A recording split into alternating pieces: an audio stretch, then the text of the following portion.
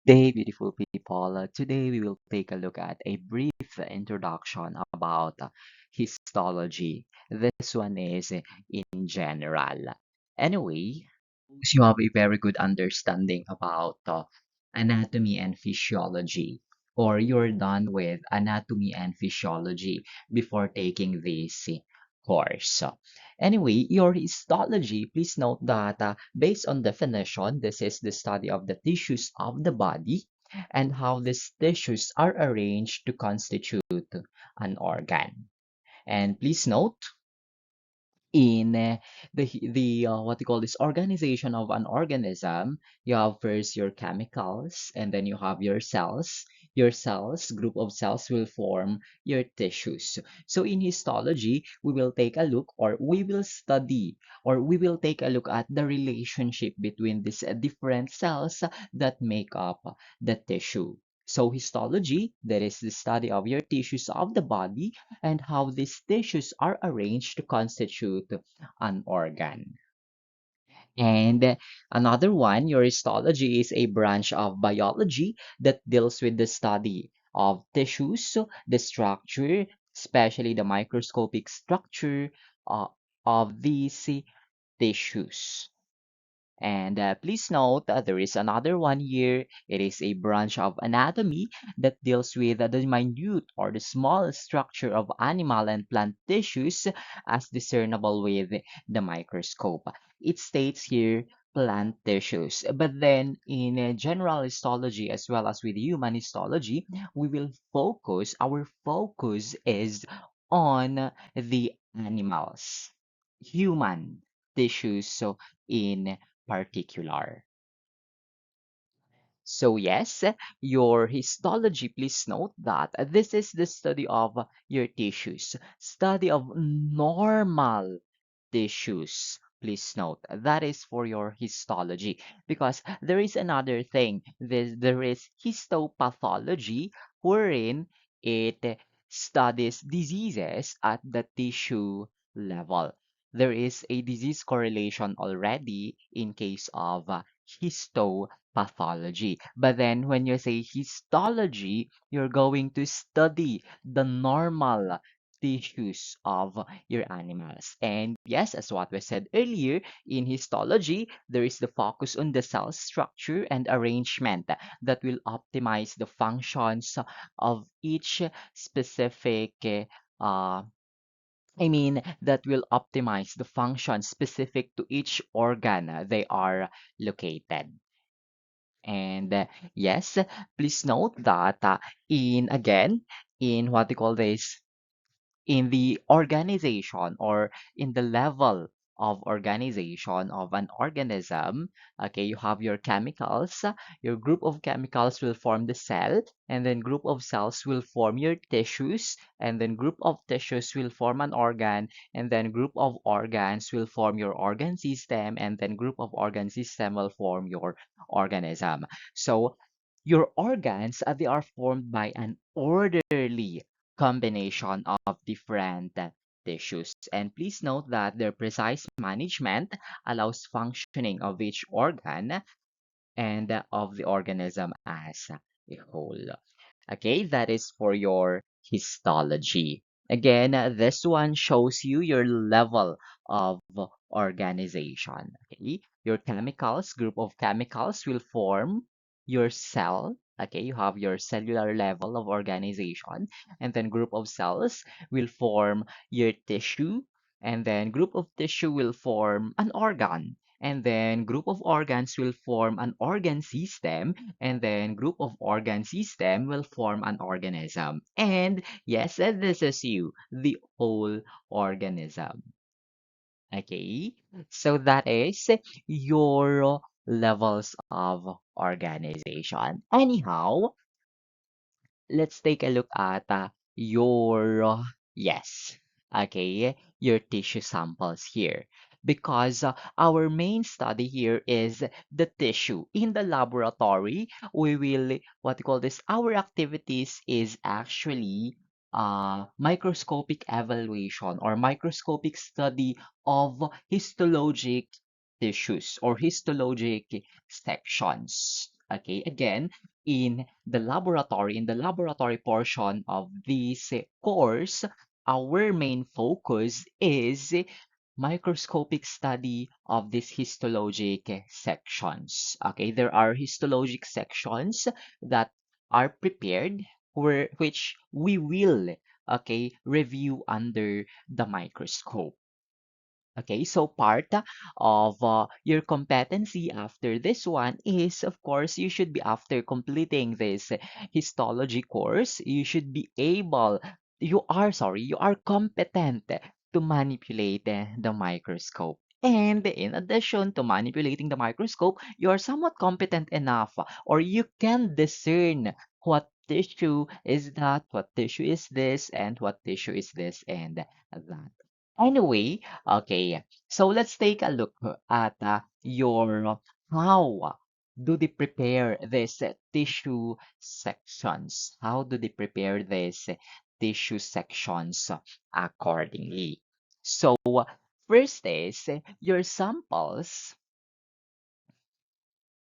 Okay, your samples they are obtained via biopsy. So of course, our samples they are tissues coming from the body.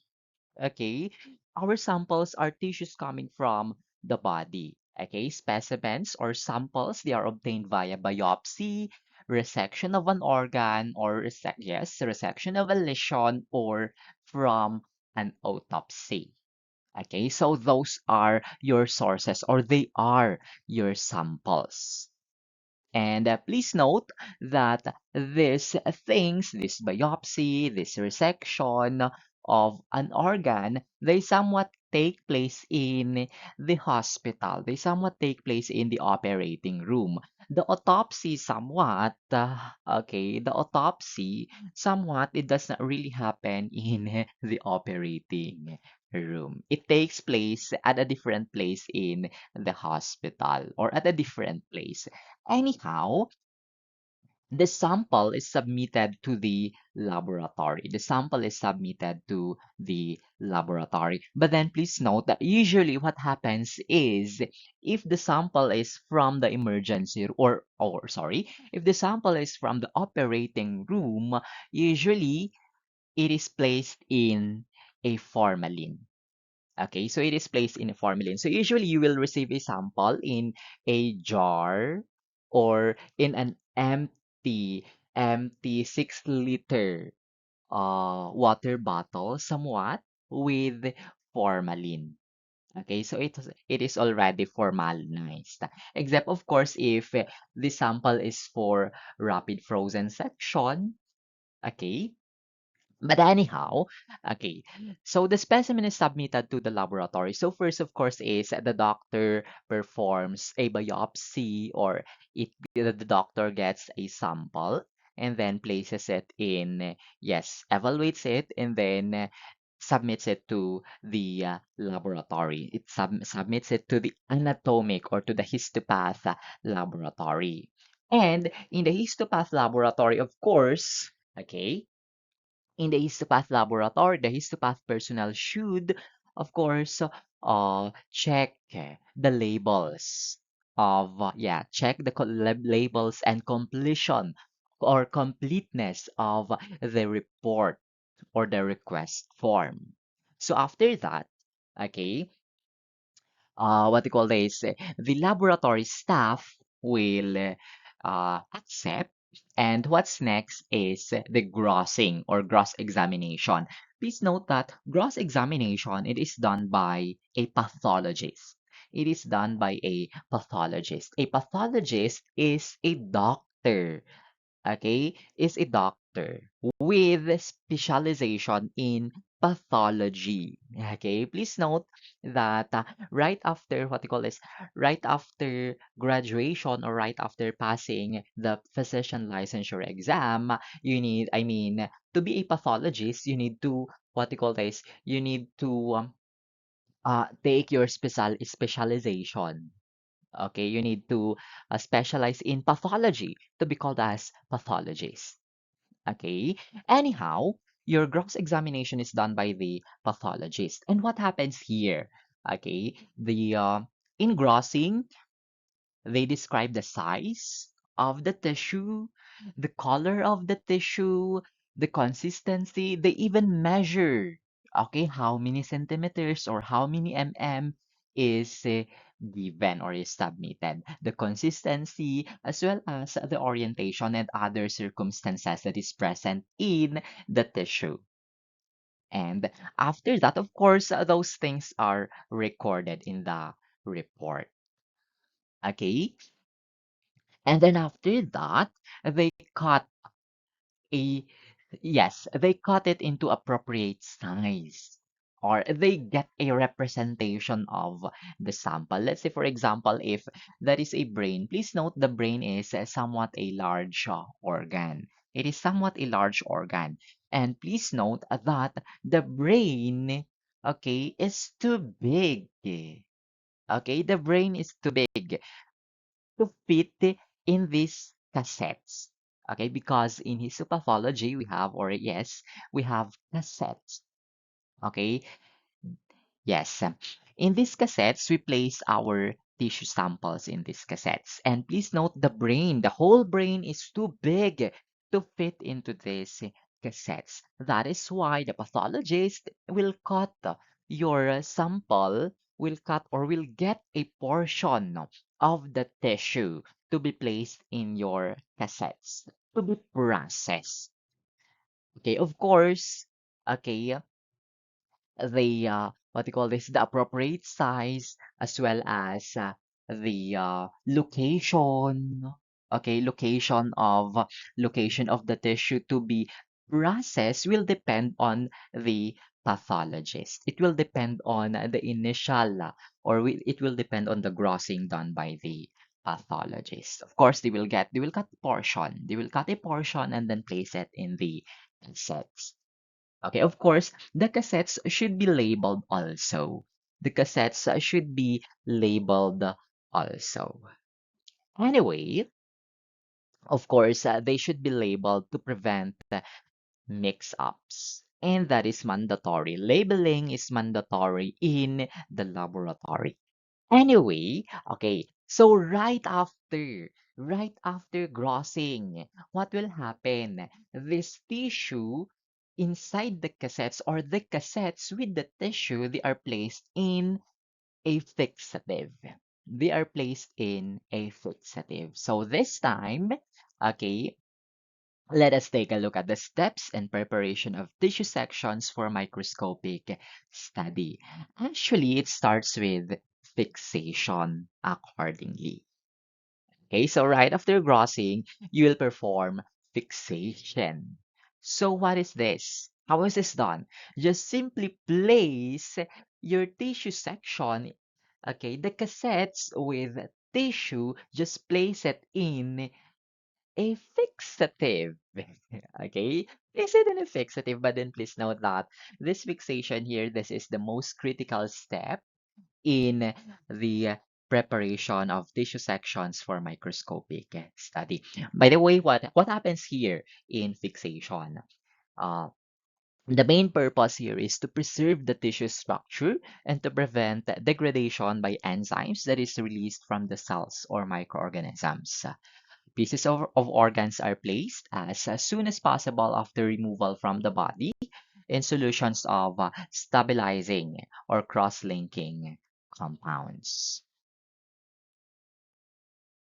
Okay, so again, as what I've said, your steps in preparation of tissue sections for microscopic study is a multi-step sequence. And this one is designed to stabilize cellular and extracellular structures of the tissue. What else? Remove water and provide support for sectioning and enhance contrast and visualization. But then again, the first step is fixation. And this is the most critical step. Okay, this is the most critical step in preparation of tissue sections for microscopic study. Why? Okay, why? Because again, sabi niya, it says here to preserve the tissue structure. Okay? To preserve the tissue structure. to as close as possible to the living state. Okay, so in fixation, what happens here? In fixation, the fixatives will stabilize proteins. They will stabilize the proteins present in the tissue. They will inactivate enzymes. They will inactivate enzymes because these enzymes will cause autolysis. Okay, so when you inactivate the enzyme, you are preventing autolysis. And when you say autolysis, that is degradation of the cell, self-degradation of the cell that is caused by the enzymes coming from the cell or coming from your lysosome. Anyway, what else? Okay, in fixation, it kills microorganisms. It kills microorganisms that will somehow destroy the tissue. Because again, your main purpose here is to preserve the tissue like it is in the living state. Okay, like it is in the living state. Anyway, okay, and yes, it kills microorganisms and it hardens the tissue while preserving the morphology. Okay, while preserving the morphology as close as possible to the living state. You preserve, okay, somewhat. Okay, so when you do fixation, no, or when you preserve the sample, so somewhat there is a bit of alteration. There is a very, very limited, okay, changes dapat. Okay, and yes, please note that your tissue samples, they should be preserved to produce a section that has the same structural feature it had in the body. It has the same, or if it is not the same, there is a limited, okay? There is a very low, or there is a limited discrepancy or difference, okay? So, yes, in fixation, your small pieces of tissue, they are placed in solutions of chemicals that cross-links proteins and inactivate degradate enzymes which will preserve the cell and the tissue structure. Okay, so you have your fixatives. Okay, your fixatives, these are the agents that will preserve, or these are the solutions that we utilize when we perform the fixation process. And the most common, yes, please note, the most common fixative. Yes, the most common fixative is you have your 10% neutral buffered formalin. Okay, you have your 10% neutral buffered formalin, or yes, 10% formalin. And yes, just to give you an idea, the volume of the fixative should be 10 to 25 times the volume of the specimen. So meaning there should be more of a fixative than the sample, than the tissue specimen. Again, the volume of the fixative should be 10 to 25 times the volume of the tissue sample. Okay, at least 10 to 25 times the volume of the tissue sample. That is for fixative. Please note that this is the most critical and most important step in preparation of tissue sections. Because if there is an incomplete fixation, okay, the degradative enzymes are not inactivated. Okay, the proteins are not properly cross-linked. The sample did not harden. Okay, then it will, I mean, uh, throughout the process, the what you call this, the degradation may take place. The enzyme may still function and may cause destruction or autolysis somewhat. Okay? And if if the sample is not properly, or if there is an incomplete fixation, it will somewhat affect the process, or yes, uh, the succeeding processes. Anyway, after what you call this, after fixation, you have decalcification. By the way, please note that decalcification here is what you call this. It is a special, yes, it is a special process or special step in tissue processing. Okay, it is a special process. Please note decalcification. How is this? I mean, yes, this one you are removing what you call this? You are removing calcium. You are removing calcium salts, or you are removing calcium phosphate or lime salt deposits in the tissue sample. Okay, you remove because somewhat this harden this calcium or this salts, they will somewhat interfere sooner, probably, with the cutting or with the sectioning of the tissue. Anyway, what you call this, your decalcification follows fixation.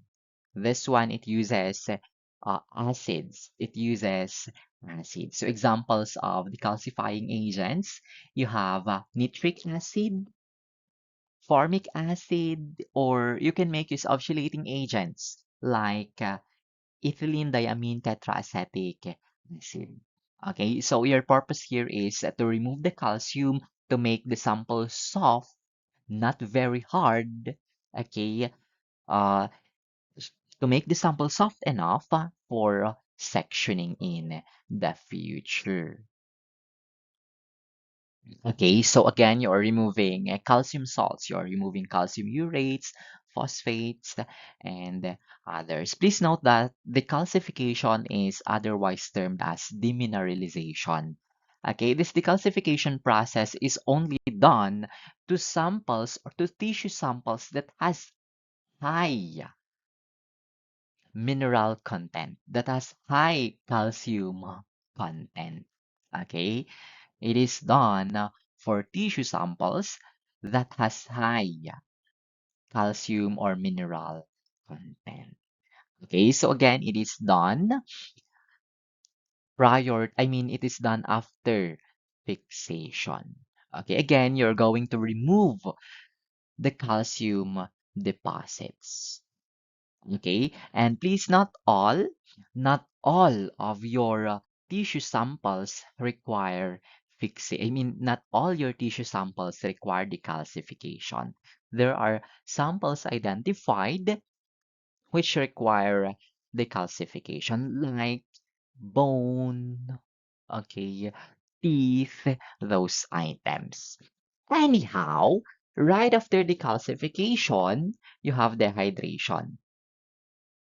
Or if the sample do not require, or if the sample does not require decalcification, then immediately from fixation you go to dehydration. And by the way, for decalcification, the what you call this the amount of decalcifying fluid should be 20 times the volume of the tissue. 20 is to 1, 20 times the volume of the tissue. Anyhow, okay, your dehydration. Okay, so fixation, if it requires decalcification, then you decalcify. And then right after decalcification, then you go to dehydration. But then, if the tissue does not require decalcification, then you go right away to dehydration. Anyway, your dehydration here, this is the process of removing intracellular and extracellular water from the tissue. Okay, somewhat you remove excess water, you remove the water, you remove the fixative. Okay, that is left somewhat. Okay, you remove the fixative and you remove the water that is still present in the tissue. So in this case, in dehydration, water is extracted gradually. Please note of the term gradual. Okay, gradual removal of water. So how are you going to perform this gradual removal of water? The tissue passes through graded alcohols. It is transferred through a series of increasingly concentrated alcohol solutions, ending at 100%. So it will start at 60 or 70% alcohol, going to 80, going to 85, going to 90, going to absolute. Okay, going to absolute alcohol. And please note, you remove all water that is present in the sample here. Again, there is a gradual, okay, gradual removal. Gradual removal, please note, to prevent abrupt shrinkage. To prevent abrupt shrinkage. Okay, to prevent abrupt shrinkage. Please note ha, it says here removes all water because incomplete dehydration will cause a poor wax infiltration and it makes the sample soft. It makes the tissue soft. And okay, if the tissue is soft, then you will encounter a problem when you do microtomy or sectioning. Anyway, okay, the hydration, your common solutions here, you have alcohol. You have alcohol. The most commonly employed actually is the ethanol. Okay, it is ethanol. Okay, so the volume of the dehydrating agent should not be less than 10 times the volume of the tissue. Should not be less than 10 times. Please note, it should not be less than 10 times the volume of the tissue. 10 is to 1 ang ratio. Okay, 10 is to 1 dehydrating agent to tissue sample ratio. Okay, and the most common dehydrating agent, you have ethanol. And then right after ethanol, right after dehydration, okay, you have your clearing. Okay, from dehydration, you place the sample, you place the tissue section in a clearing agent. Okay, so this time you have your clearing. In this case, alcohol is removed and it is replaced by organic solvents, wherein both alcohol and paraffin are miscible. So, again, alcohol is replaced by a solvent that is miscible with both alcohol and paraffin. Okay, or simply the alcohol is replaced by a substance that will dissolve the wax or that is miscible with the wax or that is miscible with paraffin wax. Okay, so in clearing after replacement somewhat, okay, yeah, by the way, there is a clearing in staining and there is a clearing in micros in tissue processing. Okay, and in clearing of course same lang naman. Okay, and so clearing, you what they call this, in clearing, for clearing in tissue processing, you replace it with or you replace it with a substance, you replace the alcohol with a substance that will dissolve the wax. In what they call this, in staining. Okay, and so in staining, your end product after clearing, there should be a high index of refraction. Anyway, okay, so you're clearing this one, you de-alcoholize, okay, you de-alcoholize the sample, and yes, okay, the alcoholizing agent should act as a solvent for paraffin, wax.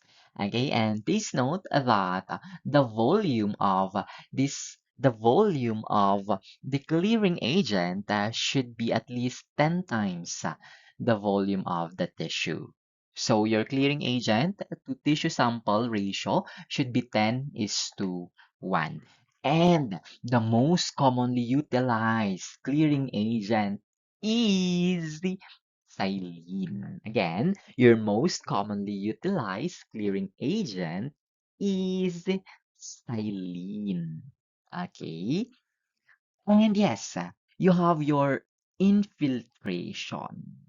Okay, infiltration or otherwise termed as impregnation. Okay, impregnation. This is the process of completely removing the clearing agent from the tissue and replacing it with a medium to completely fill the cavities. Okay? Or the tissue is placed in a melted paraffin until it becomes completely infiltrated with the substance. So what happens here? In infiltration, please note that there are cavities, there are spaces in the tissue. There are small spaces. Okay, yes, there are large spaces, there are small spaces in the tissue. And what do you do in infiltration? You need to fill the spaces. You need to fill these spaces. You need to fill these spaces to facilitate the cutting or the sectioning process later on. Again, you need in infiltration, you fill the spaces. Okay, that is for infiltration, embedding or infiltration. You need to fill the tissue cavities. You fill them with the paraffin. You fill them with wax. Okay, so somewhat you will produce a firm consistency. Okay, you will produce a firm consistency for this. And then, right after infiltration, please note infiltration and impregnation, they are somewhat the same. And then, after infiltration, you have embedding. Okay, by the way, infiltration, the most commonly utilized infiltrating agent is, yeah, it's paraffin wax. It's paraffin wax. So, here are the purposes of doing infiltration. Number one is to remove the clearing agent, of course. And then number two, to fill the cavities, to fill the spaces and interstices of the tissue. And then to render a firm consistency, to have a firm consistency for easy cutting and handling in the next process. And then it will allow storage of process samples, allow storage of process tissue samples. So in infiltration, you have at least you have at least of three changes of wax here. Okay, or there is multiple changes of fresh wax to ensure complete penetration, to ensure that the cavities, the interstices are filled. Okay, so in infiltration, the volume of the infiltrating agent is 25 times the tissue volume. So, or at least 25 is to 1 infiltrating agent and uh, tissue sample ratio. Okay. And then you have an embedding. There is what you call as embedding process. Your embedding process is otherwise known as casting or blocking. Okay. It is otherwise known as casting or blocking, wherein the impregnated, okay, in embedding process, the impregnated tissue is placed precisely in a mold with a medium.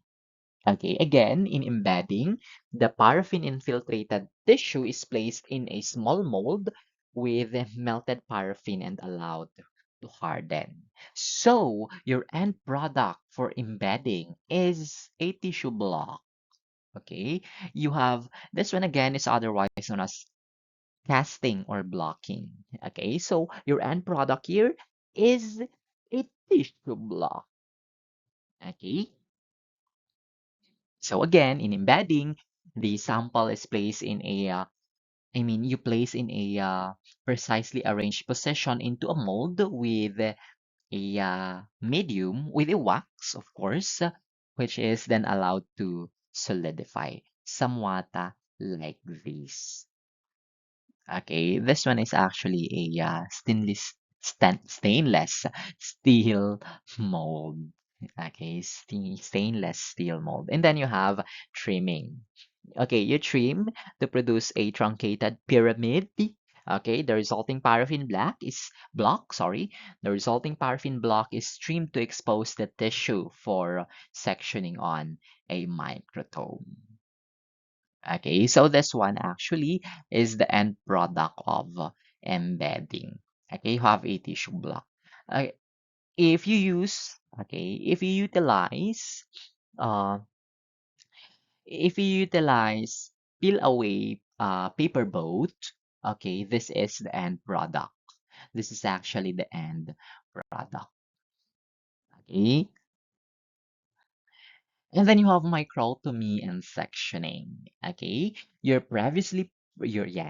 previously processed tissue or the tissue block is trimmed and cut into uniformly thin slices or sections. Okay, and you have the microtome that is used for sectioning paraffin embedded tissue sections for light microscopy. Okay, so somewhat thin, very thin sections. Okay, less than 10 micrometers or less than 5 micrometers. Okay, depending actually on the purpose of, yes, depending on the tissue and depending on the purpose. Of course, thin sections are cut with a sharp blade at a controlled angle and speed accordingly. Okay, yes. So in microtomy and sectioning, okay, you will produce tissue ribbons or you will produce ribbons. Okay, and these ribbons, you place them in, yes, the ribbons, of course, you place them in, what do you call this? You place them in a water bath for them to flatten. And then, okay, once they're flat, okay, you place this flattened sections in a glass slide with adhesive. How? Okay, let's take a look at staining. Okay, your staining, of course, you employ dyes or yes, dye stain materials more or less selectively. Yes, of course, your dyes, they stain materials more or less selectively, often behaving like an acidic or basic compounds, and they form electrostatic linkage with ionizable radicals of macro molecules in the tissues. Okay, let's take a look at this staining as we go through because there is a portion in this lecture, okay, wherein we will take a look at the common stains utilized in histology as well as histopathology. Okay, so this is actually your microtomy. Okay, so yes. Okay, this is the microtome. This is the blade. There is a blade here. Yeah, it's very sharp. Okay, and this is actually your tissue block. This is your tissue block. Okay, this is your tissue block. Of course, extra careful in this part. Okay, extra careful in this part of the microtome because this one is very sharp actually. Okay, and so yes, it will cut. Okay, so if you can see, there is yes, there are cut portion here. Okay, or there are tissue sections. There are cut tissue here. Okay, so yes, how are you going to fix the sections to a slide? Sabi natin, yes, we said earlier that right after cutting, okay, and so in cutting, tissue ribbons are produced. Okay, and what will you do with these ribbons? You place them in a water bath to flatten. You float them in a water bath. And the temperature of the water bath should be 10 degrees less than the melting point of the paraffin wax or the wax. Okay, anyway, okay, so if you have the ribbons, okay, the ribbons, you place them in a water bath. Okay, you place them in a water bath for these ribbons to flatten. float in a water bath. So, yes, what happens? Okay, so this is your tissue sections. Okay, in if your flattened tissue sections in a water bath.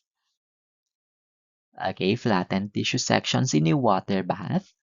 And then, yes, your adhesive. Please note there should be an adhesive. An adhesive is placed in the glass slide. Okay, an adhesive is placed in the glass slide. You can make use of your Mayer's egg albumin, or you can make use of a pooled plasma. Okay, but then, yes, Mayer's egg albumin is the commonly utilized one. Okay, this one, of course, this adhesive here will facilitate or it will prevent somewhat the uh, removal of, yes, it will prevent the removal of the tissue sections from the slide during the staining process. Anyway, yes, you fish out, you transfer the tissue sections or yes, into the slide. And of course, you orient the correct positioning of the tissue section or ribbon on the slide. Okay, so yes, you need to float to flatten, and then you place an adhesive in your glass slide, and then you fish out, you get the tissue from your water bath. And then you orient. Okay, so yes, this is for the fishing out process. This is your fishing out process. And yes, of course, you need to orient that you position correctly or position properly. Okay, so yes, this one is an illustration of a microtome. Okay, this is the blade portion. This is the tissue block. Yeah, that is your tissue block. And then, right after, yes, your tissue is already oriented in the glass slide, then that is the time that you will stain.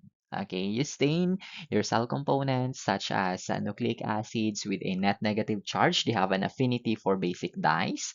Your cationic components such as proteins with many ionized amino groups stain more readily with acidic dyes. Okay, so your nucleic acids, they have a net negative charge and they have high affinity for basic dyes. And your cationic components, they stain more readily with acidic dyes. And then right after staining, of course, right after staining, please note that, yes, right after staining, you need to mount a protective cover glass. Yes, you need to mount a protective glass cover slip onto the slide with a clear adhesive. Of course, this mounting a protective cover glass or cover slip will prevent, okay, it will prevent the destruction of the tissue. It will prevent the destruction of the tissue. It will allow for storage of the slides. Okay, it will allow for storage of the slides. Okay, that is for your steps in the preparation of tissue sections for microscopic study. Of course, after, okay, after you mount, then you examine microscopically. You examine microscopically, but then, of course, microscopic examination is done by the pathologist for diagnostic purposes. Okay, ayan. Okay, you mount. Okay, and then microscopic examination and somewhat labeling. But then please note that if you have a lot of tissue samples, if you have a lot of tissue samples, okay, please note if you have a lot of tissue samples, you label the slide soon after fishing out. Okay, please note if you have a lot of tissue samples, you label the slide. Okay, if you have more than one tissue sample, okay, you label the slide right after fishing out. Please note you label the slide right after fishing out. Okay, of course, to avoid mix up. okay, to prevent mix-up because yes, we do not want mix-ups actually. Anyway, yes, that is for your steps in the preparation of tissue sections for microscopic study. Okay, so this is your staining. Okay, in staining, you have actually a lot of solutions here. Okay, in staining, or yes, you have your for your H&E, that is your most commonly utilized stain in the yes, in the laboratory, yes. Okay, and then yes, mounting a cover glass or cover slip. Yung mounting cover slip, this one is for protective purposes naman. Okay, and yes, it will allow for yes, it will allow yes, it will protect because somewhat at times you need to study at a very high objective. Okay, and you will need oil immersion. You will need the oil. Okay, at times you need to study using oil immersion. Okay, and the cover slip will somewhat protect okay the tissue from the effects of the oil or from others. Okay. Anyway, yes. So that is okay. That is your steps. Okay. So first is your fixation, the hydration, and so on and so forth. Okay. So let's take a look at your fresh tissue examination samples. Okay, your fresh tissue, you have your fresh tissue examination samples. First here is you have your fine needle aspiration biopsy. FNAB, FNA, yeah, fine needle aspiration biopsy, those items. Anyway, okay, so for your fine needle aspiration, this is actually your least invasive test. It is your least invasive test. Please note that it uses the smallest needle to remove cells from the area of abnormality. Yes, it is invasive, but then it is the least invasive among the other samples. Okay, it uses the smallest needle to remove cells from the area of abnormality. Okay, so yes, in FNA, fine needle aspiration biopsy, there is not, I mean, yes, you obtain or the sample obtained is not enough or is not adequate to obtain a diagnosis. Okay, and it depends on the area to be biopsied accordingly. And for your fine needle aspiration biopsy, it is most commonly employed for fluid containing tumors. It is most commonly employed for fluid containing tumors. And then, yes, you have your core needle biopsy. Your core needle biopsy, it includes small amount of surrounding tissue. And yes, there is an additional information obtained to help in the examination of the lesion. When you say lesion here, it is the abnormality somewhat. Okay, core needle biopsy. Okay, so you have a core, it includes small amount of surrounding tissue.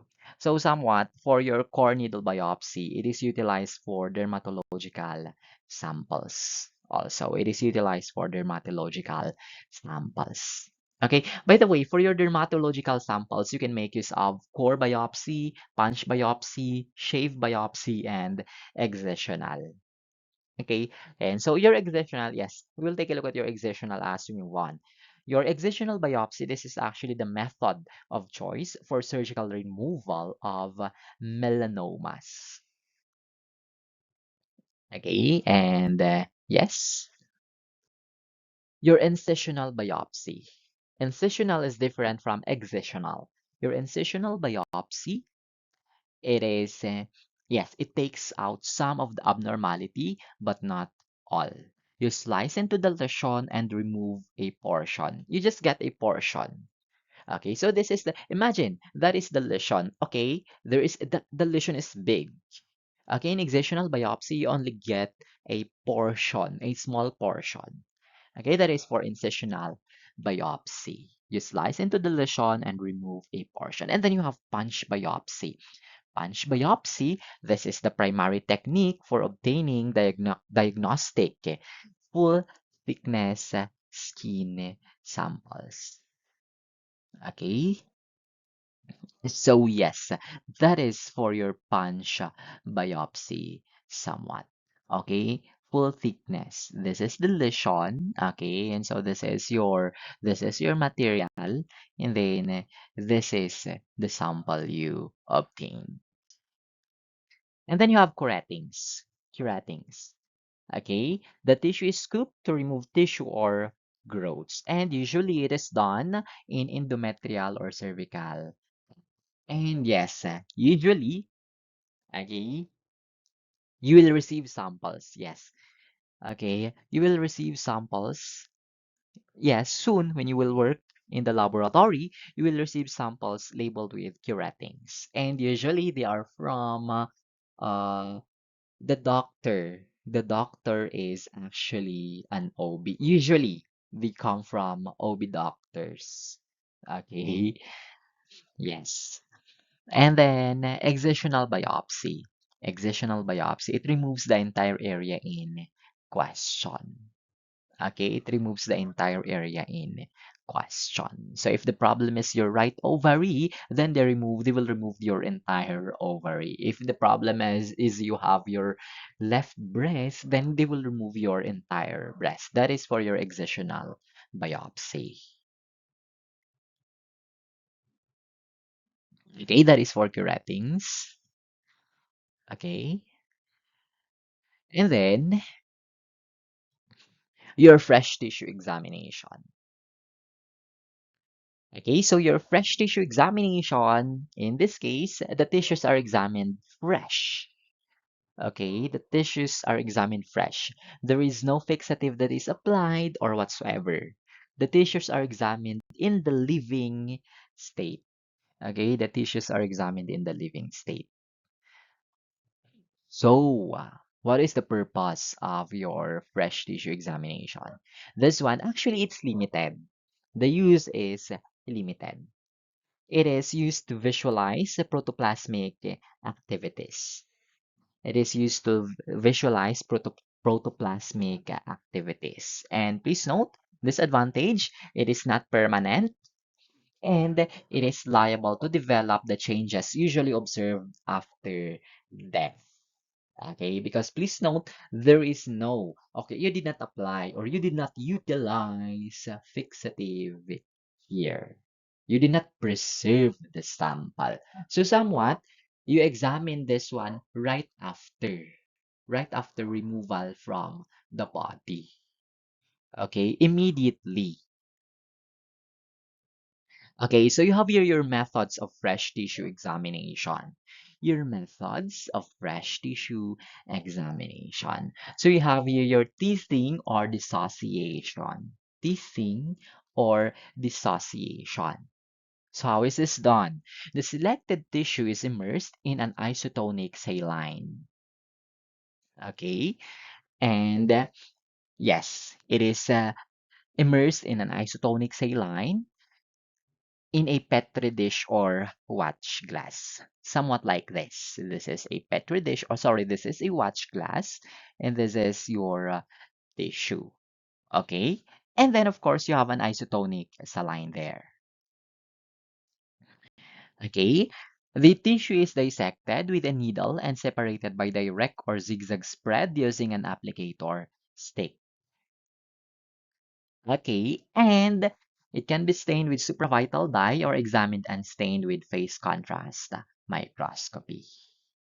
Okay, that is for your teasing or dissociation. Please note that your phase contrast microscopy here will increase the structural detail of the cells examined under the living state.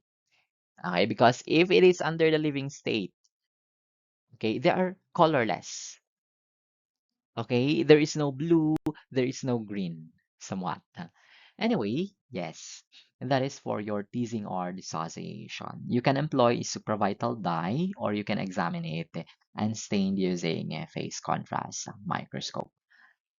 And then you have squash preparation or crushing technique. Okay, your small pieces of tissue is placed in a microscopic slide and forcibly compressed with another slide or cover glass. Okay, somewhat like this.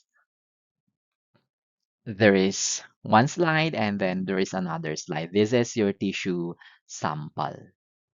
Okay, and forcibly compress. Okay, you compress to produce a squash preparation. Accordingly, you can employ a vital stain here.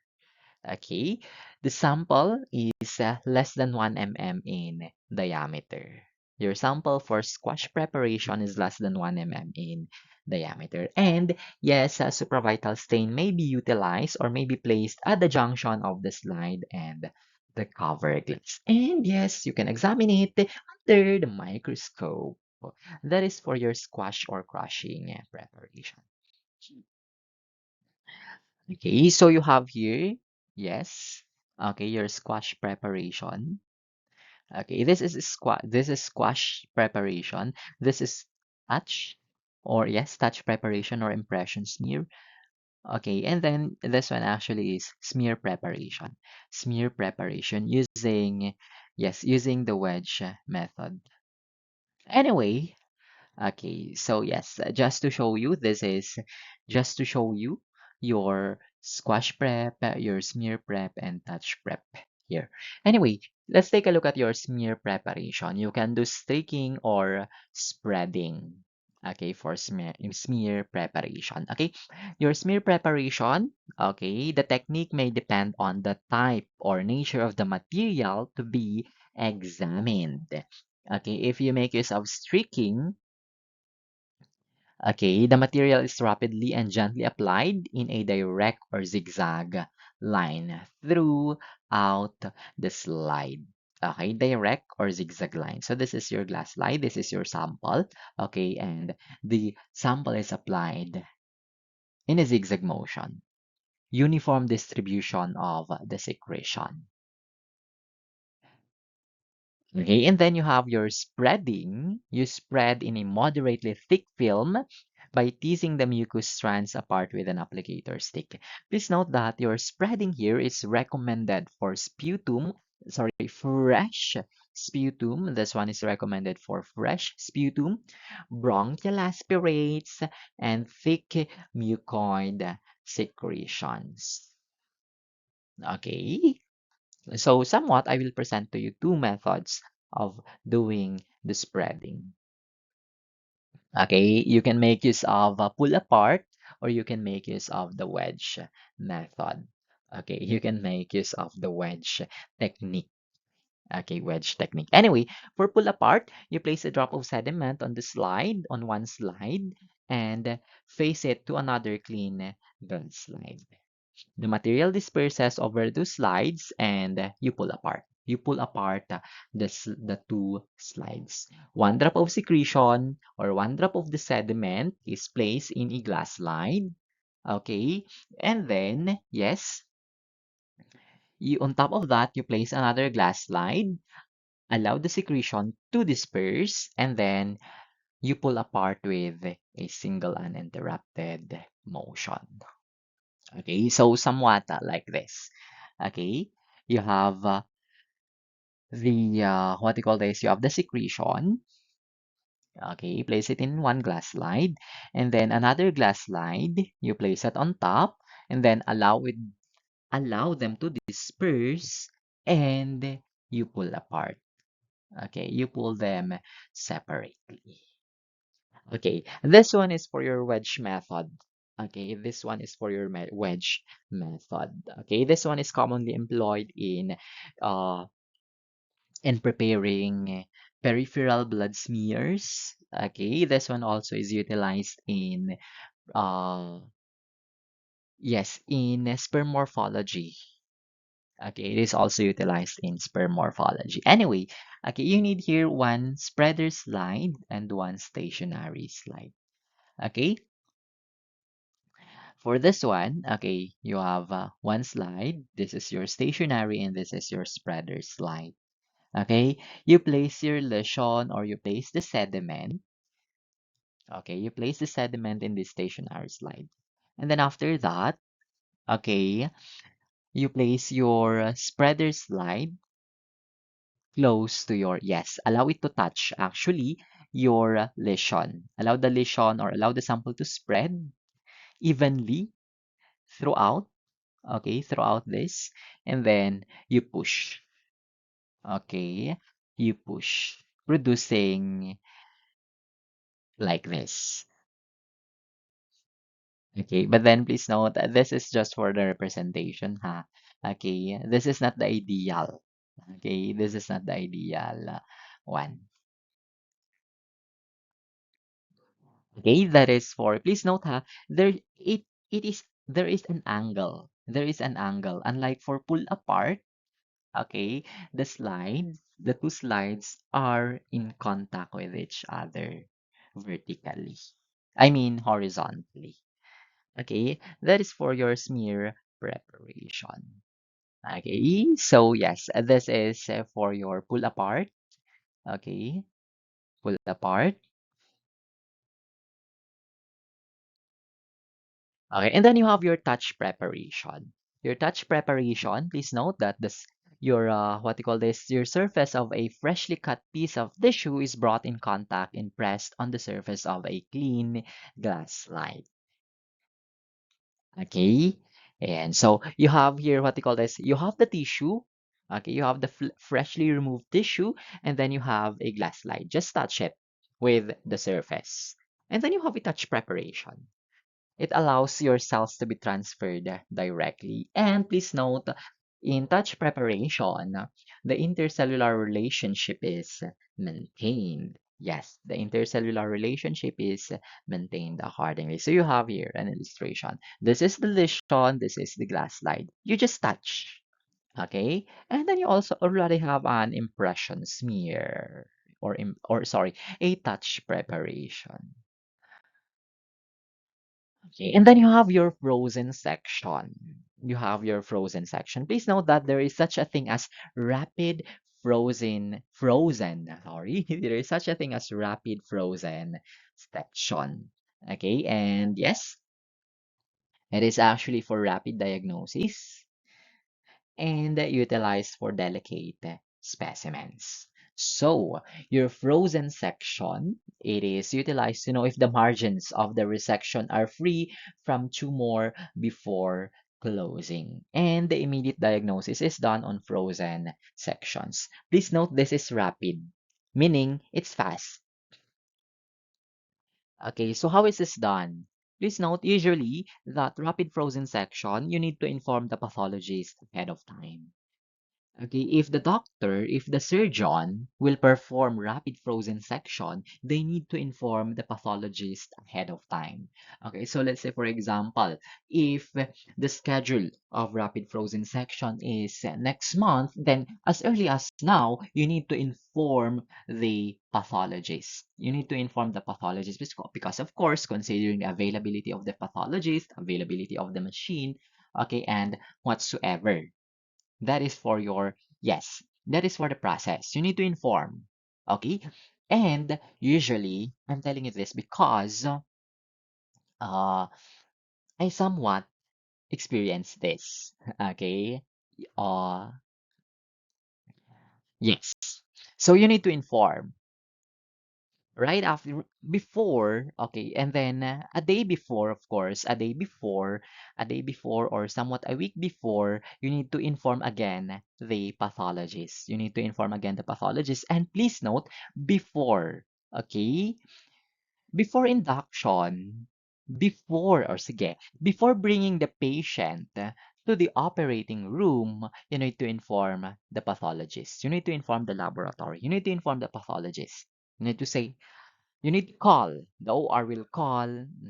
Good morning. This is from the operating room. Okay, patient like this is for induction.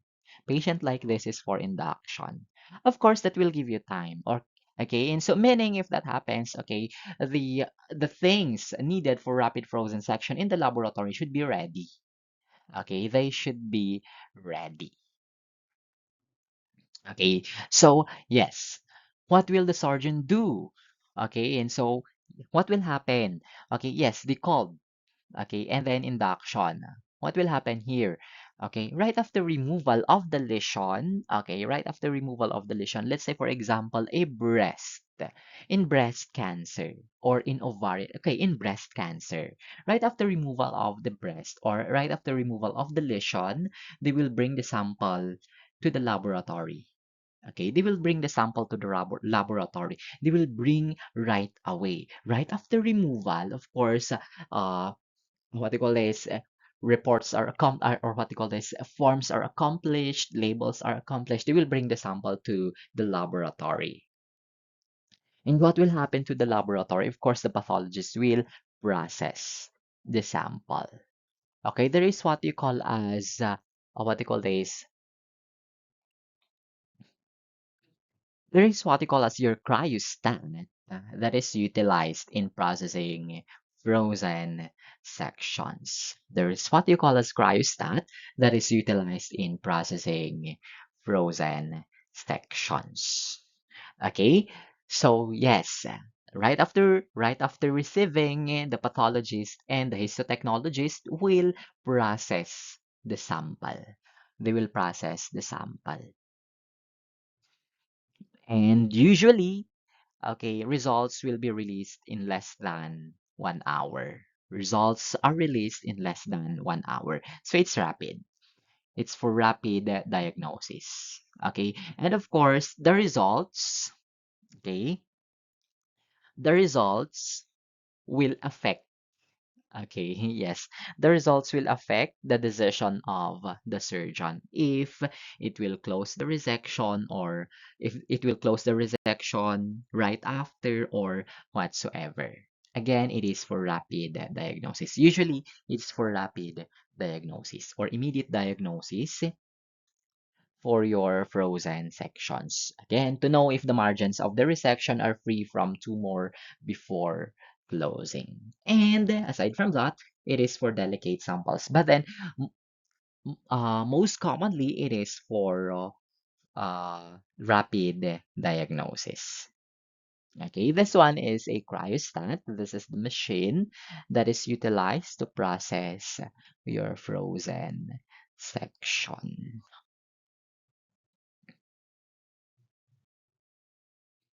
Okay, and yes, you have here your fresh, yes, we covered fresh tissue. So let's take a look at your histochemical stains. I said earlier that your stains, okay, and so they are important. So why? Why is it important that why is it important that we utilize or we need to employ stains for our tissues? Okay, one is it will enhance the visibility of the structures that are otherwise transparent.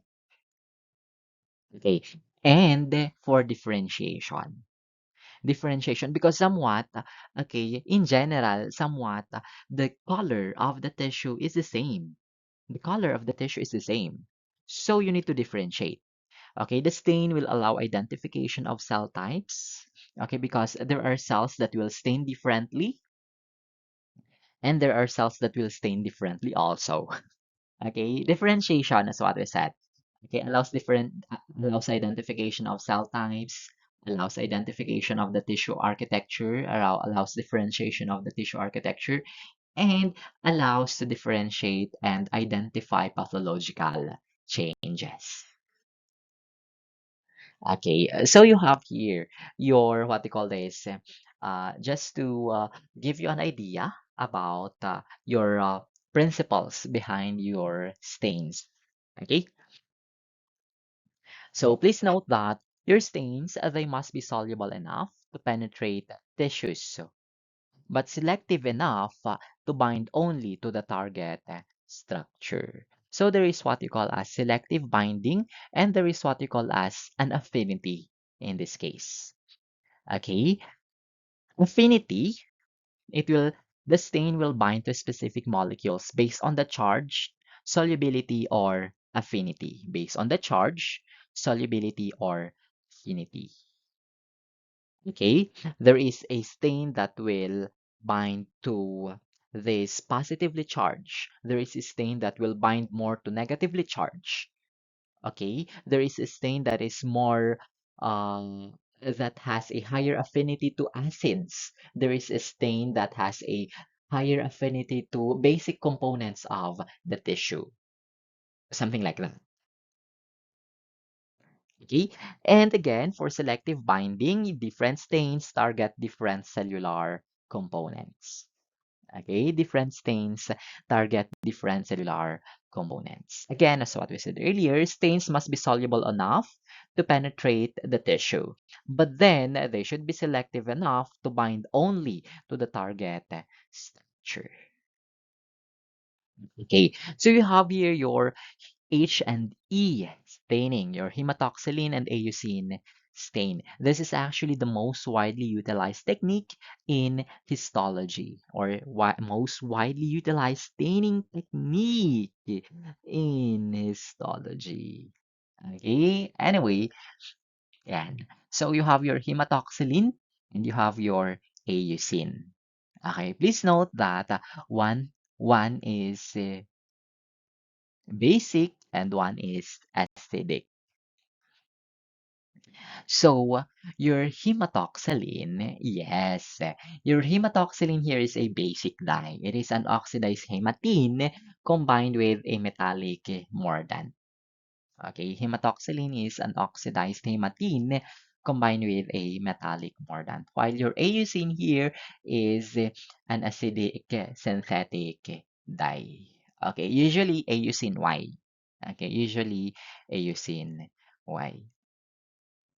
Okay, so yes, your hematoxylin, please note, your hematoxylin is a basic dye. Okay, it is a basic dye. It will stain the acidic structures a deep blue or purple. Okay, hematoxylin will stain your acidic structures deep blue or purple. Because in, okay, yeah, yes, in affinity, okay, or sige, in terms of charges, same charges repel. 'Di ba? But then anyway, okay, in terms of this one, your hematoxylin is a basic dye and it will stain your acidic structures of the cell. It will stain your acidic structures deep blue or purple. And your eosine, it is an acidic dye and will stain your basic structures pink, orange, or red. Okay? Anyway, your H and E, yeah, your hematoxylin and eosine, this one is actually utilized as a routine diagnostic baseline. Okay? Because your H&E, it will evaluate your overall tissue architecture, it will stain the nuclei, it will stain DNA, RNA, and it will stain the cytoplasm, the muscle, and extracellular matrix. Okay, so yes, your nuclei, the DNA, the RNA, they are stained dark blue or purple, while the cytoplasm, the extracellular matrix, they are stained pink or red. And please note, this is again your most commonly utilized or the most widely utilized stain in histology. For H&E staining, your muscle fibers, they are stained red. Your mucin, they are stained blue-gray. Your mucin, they are stained blue-gray. Your muscle fibers, they are stained red. Okay, so this one is a tissue section that is stained with, yes, a histologic, okay, histologic slide or histologic section that is stained with the H and E. Okay, that is stained with H and E. And please note, the acidic components of the tissue is stained blue. Okay, you have here, these are the nuclei. These are nuclei, nuclei, nuclei. Okay, these are the nuclei. Okay, so they are stained blue. Okay, aside from the nuclei, of course, what is present in the nuclei, you have your DNA. Okay, and yes, the cytoplasm of the cells, yeah, the cytoplasm, they are stained pinkish red with eosin naman. Please note that uptake of stains is due to the affinities of the dye to the tissue or reagent to the tissue. Okay, what we call this, we said that one earlier when we discussed about your stains. Okay, so you have here your gems stain, your gram stain, you have your Zil Nielsen, you have your silver impregnating techniques, you have your Prussian blue, and the rest of your stains here. Anyway, your gems stain, this one is composed of methylene blue and AUCIN. Please note your GEMS stain is for methylene blue and AUCIN. And it is utilized for methanol stained or methanol fixed blood films. Okay, it is utilized for methanol fixed blood blood films. Okay, your GEMSA stain. Okay, of course, your GEMSA stain, it will, what they call this, your GEMSA, it will identify, it will differentiate your blood cells. Your GEMSA stain, it will differentiate your blood cells. It will also identify or it will also stain malaria or malarial parasites present in your cells. Okay, your Wright's GEMSA or your GEMSA stain. Okay, again, your GEMSA for methanol fixed blood films. Okay, and it is made of methylene blue and AUCIN. So usually in your GEMSA stain pack, you have what you call this, you have methanol, and then you have methylene blue, and then you have AUCIN. And please note again, your GEMSA, it is utilized to stain your blood cells. It is utilized to differentiate your uh, different WBCs, and it will also stain your parasites, especially malaria. And then you have your gram stain. Your gram stain, it is utilized to distinguish gram-positive and gram-negative bacteria. So the composition of this one is you have your crystal violet, excuse me, you have your crystal violet, you have your grams iodine, and then you have your decolorizer. You have actually acetone alcohol, and then you have your uh, safranin as the counter stain. Of course, your crystal violet, that is your primary stain, and then your counter stain is safranin. Your counter stain is your safranin. It will distinguish gram-positive and gram-negative bacteria. Of course, your gram-positive bacteria, they will retain the crystal violet stain, and they are stained blue or purple. They're stained blue or purple for your gram-positive bacteria, while your gram-negative bacteria, they are stained pink or red. They are stained pink or red. Yes, and then you have your Zeal Nielsen. Okay, you have your Zeal Nielsen stain here. Okay, your Zil-Nielsen is utilized to identify acid-fast bacilli. Okay, it is utilized to identify acid-fast bacilli.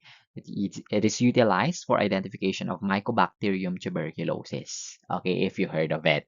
Okay, so the composition of your Zil-Nielsen, of course, you have your carbolfuxin, and then you have your acid alcohol as the decolorizer, acid alcohol as your decolorizer, and then you have methylene blue or malachite green, methylene blue as your counter stain. You can make use of malachite green accordingly. Anyway, okay, so again, your Zil-Nielsen will identify Mycobacterium tuberculosis or acid-fast bacilli. Okay, and commonly employed for identification or for the diagnosis of tuberculosis. Okay, Zil-Nielsen is commonly employed for the diagnosis of tuberculosis. Have you heard of direct sputum smear? Okay, ganyan po ang ginagawa. Okay, yeah. They do acid-fast staining. Anyway, acid-fast bacilli, they are stained red. Okay, yes. They're stained red or pink. Okay, while your non-acid fast or while the surrounding tissues, they are stained blue. Okay, Zil-Nielsen. Okay, your acid-fast bacilli, they are stained red or pink. Okay, this one is actually same with your gram staining and Ziehl-Neelsen staining. Here is actually same with the principles. With actually with bacteriology naman.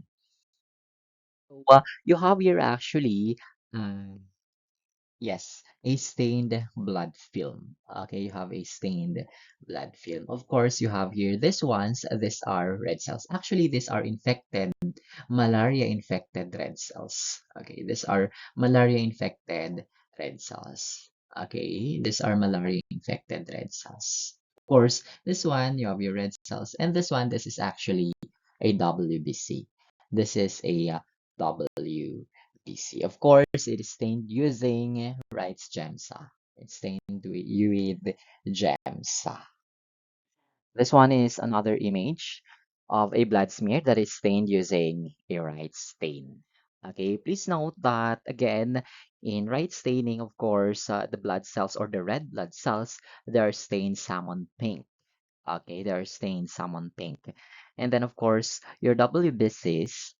Okay, the WBCs, the different WBCs, they are stained differently. Okay, they are stained differently based on the type of granules present in them. Of course, the nuclei is stained as dark blue.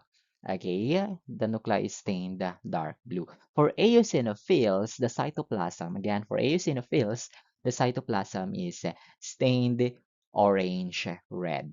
Eosinophils, the cytoplasm is stained orange red. For basophils, the cytoplasm is stained. The granules present in the cytoplasm is stained blue black. Okay, the cytoplasm is stained blue black. And then your neutrophils, the cytoplasm is stained neutral somewhat. The cytoplasm is stained neutral. Okay, and then yes, your what they call this, your monocytes.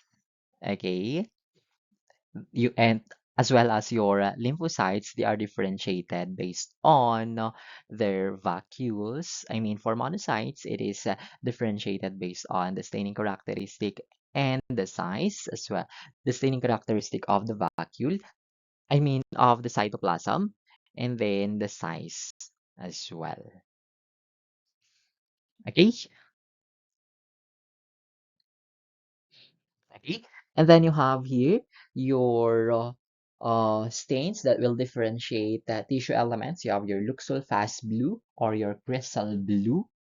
It is used to identify the myelin present in your nerve cells or in CNS tissues. Okay, and please note that myelin is stained blue and other components of the tissue is stained pink or violet. And then you have your oil red O. Your oil red O here, okay, is a lipid stain. It is a lipid stain. It is utilized to stain neutral fats. Okay, it is utilized to stain neutral fats. What is the color? Of course, oil red O, it will stain red, bright red or orange. Okay, so your oil red O, it will visualize neutral fats, neutral lipids, and triglycerides. Okay, and yes, it will demonstrate fat-rich or it is utilized to stain fat-rich tissues. Okay, oil red O. Okay. This one is a histologic image or yes, of a what they call this, a tissue stained using Luxol Fast Blue. Okay, yes, you have a lot of myelin present. Okay, and this one, okay, stained using oil red O. It's stained using oil red O. Of course, the fats they are stained red or bright orange. Okay, so this one is a tissue that is lipid rich, that is rich in lipid. Okay, and then you have your Mason's trichrome stain that is utilized to distinguish cells from your surrounding connective tissue. Anyway, okay, yes, your keratin in Mason's trichrome stain, the keratin and muscle fibers, they are stained red. The collagen and yes, collagen and bone, they are stained blue-green. The cytoplasm is stained light red or pink, and the cell nuclei, the nucleus is stained black. Okay, for Mason's trichrome, it is yes. Okay, Mason's trichrome, it has an iron hematoxylin with it, as well as a phospholipid acid. Okay, and an aniline blue. That's the composition. And yes, again, as what we said, your collagen fibers, they are stained blue-green. Your cytoplasm, okay, your cytoplasm, they are stained red, light red or pink. And the nuclei is stained black or dark brown. Of course, your muscle fibers, they are stained red. Okay, this one is a Mason trichrome stained sample. Okay, and so the dark blue ones, of course, they are the nuclei. Dark blue ones, they are the nuclei. The light blue, okay, the light blue here, they are collagen. They are collagen. Okay, they are collagen. And the cytoplasm, of course, they are stained pink or red. The cytoplasm, they are stained pink or red. Anyhow, oh my God. Okay. You have also, yes, a Mason trichrome stained one. Okay, so you have the collagen and the rest. Anyway, let's take a look at your periodic acid shift. Your periodic acid shift, this one is a stain for your glycogen, a stain for carbohydrates. Okay, so yes, your periodic acid shift, it will stain glycogen, mucin, mucoprotein, glycoprotein, and basement membranes, capsules, blood vessels, as well as intracellular carbohydrates like glycogen in hepatocytes. Of course, in your periodic acid shift, it is staining the carbohydrate component. Okay, it will stain the carbohydrate component. So your periodic acid shift here will detect glycogen, glycoproteins, mucins, and yes, okay, what will happen here kasi your periodic acid shift, the carbohydrates will oxidize into aldehyde to form an intense magenta or pink reaction. Okay, because your periodic acid is an oxidizing agent which will oxidize the carbohydrates present in the tissue, giving you the reaction. The Schiff reagent, okay, the Schiff reagent here is made of basic fuchsin. Okay, so the end product, or yes, the end product of your periodic acid Schiff reaction, or the periodic positive sample, periodic positive tissue, it will give you a magenta color. So your glycogen, your mucin, they are stained magenta using periodic acid Schiff. Okay, and then you have your Alcian blue. Alcian blue, okay, it will stain your acidic mucins blue, and your periodic acid shift will stain neutral mucins red. Okay, so your Alcian blue, yes, it detects mucopolysaccharides and mucins. Okay, again, your acidic mucins, they are stained bright blue or blue acidic mucins. Okay, and usually your Alcian blue is often combined with periodic acid. It is often combined with periodic acid. Please note that this one can be utilized to distinguish elements of the extracellular matrix. Okay, please note your periodic acid, it will stain carbohydrates magenta in color. Okay, so you have the magenta there. Okay, and then you have your Congo red. Your Congo red is utilized to identify deposits of protein in tissues called as amyloid. Okay, and then you have your silver staining methods here. Your silver staining methods, they deposit silver, which appear black onto structures that reduce silver nitrate.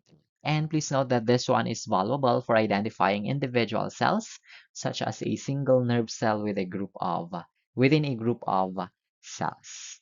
Okay, because of course these methods do not uniformly stain every cell of a type within a tissue. Okay, for your silver staining, of course, the end result, you have deposits of silver black. Okay, so yes, this one actually is a silver stained tissue. The black ones here, yes, okay, the black ones, they are silver stained fibers. They are reticular fibers stained using silver, the black ones. Okay, black ones, again, they are reticular fibers stained using silver stain. Okay, this one is stained also using a silver stain. Okay, and then you have your toluidine blue. It will stain the nuclei blue and can be used to differentiate different types of granules, your toluidine blue. And then you have your Van Gieson. Your Van Gieson, it is utilized to uh, stain collagen. Okay, it binds to collagen in the extracellular matrix, staining it pink. So using Van Gieson stain, your collagen is stained pink, and it is often combined with a stain for elastic fiber. Okay, yes, elastic Van Gieson, which will stain your elastic fiber black, allowing, of course, the two major elements of connective tissue to be differentiated. Okay, and so pink, the connective tissue. Okay, the pink ones here, they are connective tissue, connective tissue fibers, collagen fibers. Okay, and so the pink ones. And then you have your Prussian blue. Your Prussian blue will stain iron deposits in the tissues. Your Prussian blue will stain iron deposits in the tissues, of course. Okay, and so Prussian blue is made of potassium ferrocyanide and dilute hydrochloric acid. So the iron will react to form an insoluble bright blue precipitate. Okay, so the positive result for Prussian blue stain, because it will stain, it's trying to detect iron deposits, so the positive result is blue. Your iron deposits, they are stained blue. Okay, they are stained with that. So I suppose that when you enrolled in a general histology or when you enrolled in a human histology, I suppose that you have a good understanding about anatomy and physiology. Again, I hope that you have a good understanding about anatomy and physiology here. Okay, so yes, as what I've said earlier, in the laboratory portion of this course, you will we will be utilizing microscopes. Okay, a lot of microscopic works here. And yes, okay, we will take a look at your animal cell in this course in general histology and the human histology. And yes, general tissues, we will take a look at your epithelium, at your connective tissue, muscle tissue, and nervous tissue. And yes, we will take a look at your tissues in the organ systems. Tissues in the organ systems, as well as, please note that we will also take a look at the physiology of these tissues in these organ systems. That is actually the approach. That is actually the approach for general histology and the human histology. Okay, and so the core actually is your tissues in the organ systems. And yes, for human histology, we will take a look at your general pathology. Yes, we will take a look at inflammation, cell adaptation, cell death, as well as autopsy. And for embryology, general histology, and embryology, we will take a look at your embryology as well.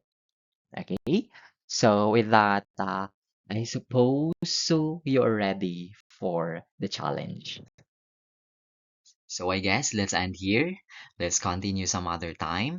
And this has been Gael, reminding you to live fully, love deeply, laugh often, keep learning, and never forget to enjoy the ride. And as you move forward, may you always choose curiosity over fear, kindness over convenience, and growth over comfort. Celebrate your small victories. Honor your quiet moments and trust that every step, no matter how uncertain, shapes the story you are meant to tell. The world is wide, your time is precious, and your journey is uniquely yours. So go make it extraordinary. Again, this has been Gael. Thank you. Thank you so much, and see you around.